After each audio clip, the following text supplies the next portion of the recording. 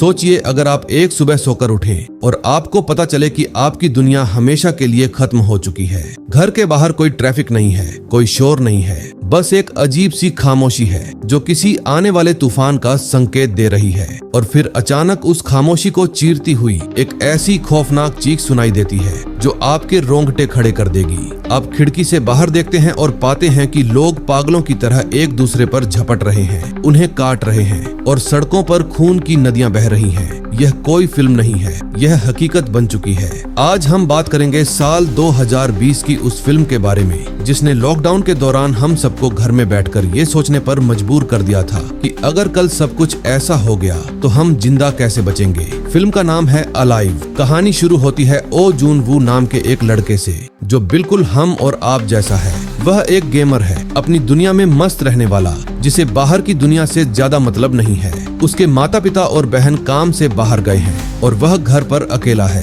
वह गेम खेलने में इतना खोया हुआ है कि उसे पता ही नहीं चलता कि बाहर दुनिया में क्या तबाही मच रही है। तभी अचानक उसका इंटरनेट कनेक्शन टूट जाता है। उसे लगता है कि कोई साधारण तकनीकी खराबी होगी, लेकिन तभी उसके फोन पर इमरजेंसी अलर्ट आने लगते हैं। जब वह खिड़की से बाहर देखता है तो उसके होश उड़ जाते हैं। नीचे सड़क पर अफरा तफरी मची है। लोग एक दूसरे को जानवरों की तरह नोच रहे हैं। कोई किसी को मार रहा है तो कोई जान बचाकर भाग रहा है। यह एक ऐसी बीमारी है जिसका कोई इलाज नहीं है। इंसान इंसान को खा रहा है। ओ जून वू डर के मारे अपने अपार्टमेंट का दरवाजा लॉक कर लेता है। वह टीवी चलाता है तो न्यूज एंकर रोते हुए बता रहे हैं कि वायरस पूरे देश में फैल चुका है। सरकार का कहना है कि लोग अपने घरों के अंदर रहें और बाहर न निकलें। अब ओ जून वू का असली इम्तिहान शुरू होता है। उसके पास राशन बहुत कम है, पानी खत्म हो रहा है और सबसे बड़ी बात, वह पूरी तरह अकेला है। आप सोच सकते हैं, चार दीवारों के बीच जब आपको पता हो कि बाहर मौत घूम रही है तो कैसा महसूस होता होगा।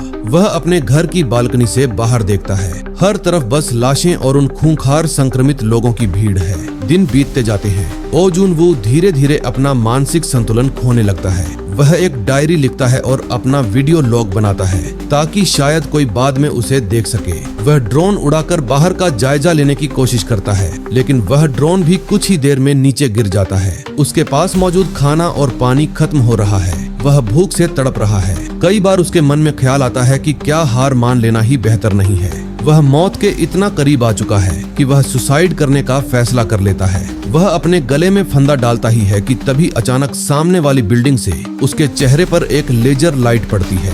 वह घबरा जाता है। उसे लगता है कि शायद वो भी उनमें से एक हो गया है, लेकिन जब वह गौर से देखता है तो उसे पता चलता है कि सामने वाली बिल्डिंग में कोई और भी है जो जिंदा है। वह किम यूबिन नाम की एक लड़की है। यूबिन बहुत ही शातिर और समझदार है। उसने अपने घर की खिड़कियों को बहुत मजबूती से बंद किया हुआ है और वह अपनी जान बचाने के लिए हर तरह की सावधानी बरत रही है। इन दोनों की मुलाकात एक ऐसी स्थिति में होती है जहां कोई भी किसी पर भरोसा नहीं कर सकता। शुरुआत में वे एक दूसरे से दूरी बनाए रखते हैं, लेकिन वक्त के साथ उन्हें समझ आता है कि अगर उन्हें जिंदा रहना है तो उन्हें एक दूसरे की मदद करनी होगी। वे लेजर लाइट और कागजों के जरिए आपस में बातचीत शुरू करते हैं। यह दृश्य बहुत ही सुकून देने वाला है, क्योंकि एक ऐसी दुनिया में जहां सिर्फ मौत है, वहां दो लोगों का एक दूसरे से जुड़ना एक उम्मीद की तरह है। वे एक दूसरे को खाना और पानी पहुंचाने का तरीका ढूंढते हैं। वे एक लंबा तार बांधते हैं और उसके जरिए एक बिल्डिंग से दूसरी बिल्डिंग तक जरूरी सामान भेजते हैं।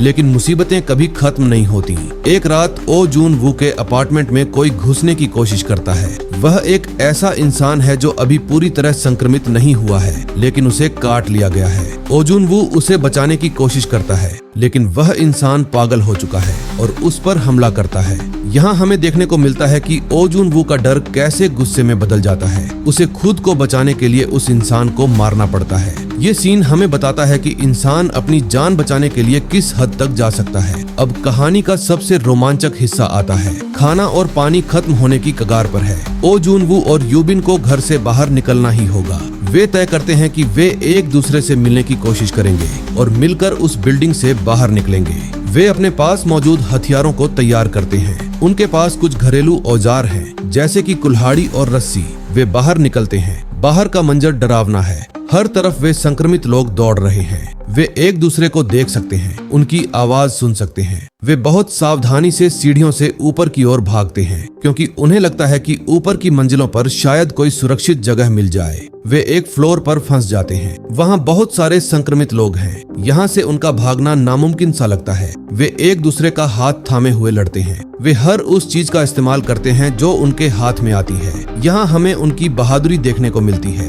एक गेमर लड़का जो कभी घर से बाहर नहीं निकलता था, आज मौत के सामने सीना तान कर खड़ा है। वे आखिरकार छत तक पहुंच जाते हैं। वहाँ भी बहुत सारे संक्रमित लोग उन पर हमला कर देते हैं। ओ जुन वू और यूबिन का आखिरी संघर्ष शुरू होता है। वे दोनों थक चुके हैं, भूखे हैं और उनके शरीर में अब और लड़ने की ताकत नहीं बची है। वे एक कोने में छिप जाते हैं और अपनी आंखें बंद कर लेते हैं। उन्हें लगता है कि अब सब खत्म हो गया है। तभी उन्हें ऊपर आसमान से हेलीकॉप्टर की आवाज सुनाई देती है। वे ऊपर देखते हैं। वे खुशी से चिल्लाने लगते हैं, लेकिन तभी उन संक्रमित लोगों का झुंड छत पर आ जाता है। हेलीकॉप्टर उन्हें देख नहीं पा रहा है। वे दोनों अपनी जान बचाने के लिए आखिरी कोशिश करते हैं। ओ जुन वू खुद को उन लोगों के बीच ले आता है ताकि यूबिन को हेलीकॉप्टर वाले देख सकें।